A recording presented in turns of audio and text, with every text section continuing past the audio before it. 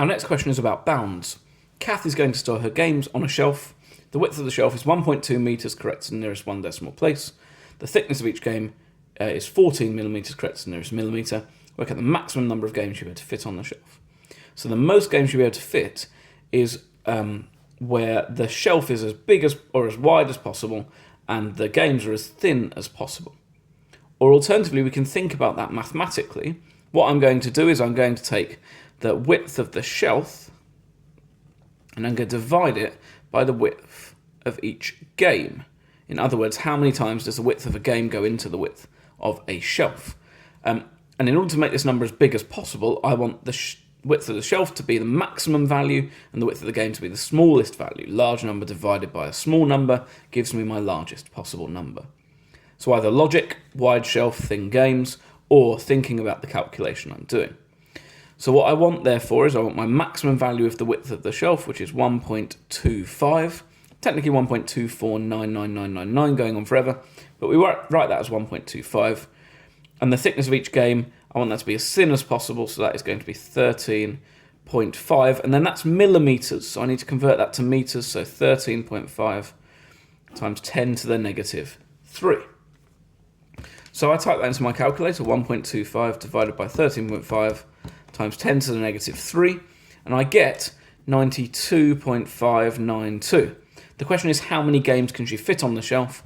She can fit 92, she can't fit 93, she can only fit half of that game, so 92 is the maximum number she can fit onto the shelf.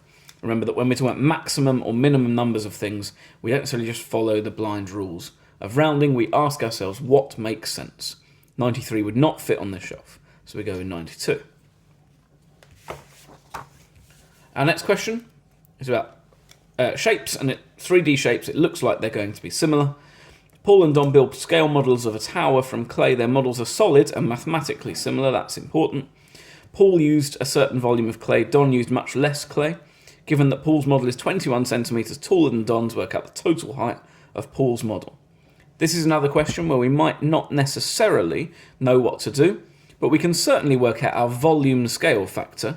Our volume scale factor is the ratio of Paul's to Don's work, 625 over 40, and that gives me confidence because I've got cube numbers in my numerator and denominator, 125 over 8.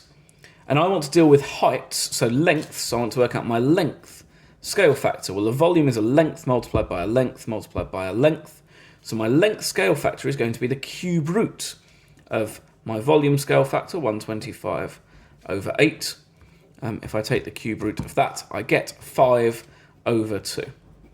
So if we call Don's height h, therefore, I know that Paul's height is going to be 2.5 times h. So I now have two equations. I now have two equations in that I know that Paul's height is 2.5h, and I also know that Paul's height is h plus 21. Is h plus 21 centimetres. So I can equate those two expressions for Paul's height, 2.5h and h plus 21, and solve for h. Subtract h, 1.5h is 21, divide by 1.5, h is 21 over 1.5, which is 14 centimetres. The question is the height of Paul's model, so we want 2.5 lots of h, 2.5 times 14, 2.5 times 14 is 35 centimetres, 35 centimetres. So again, pretty useful to just work some things out and see if that gives us any inspiration. We're almost done with this paper.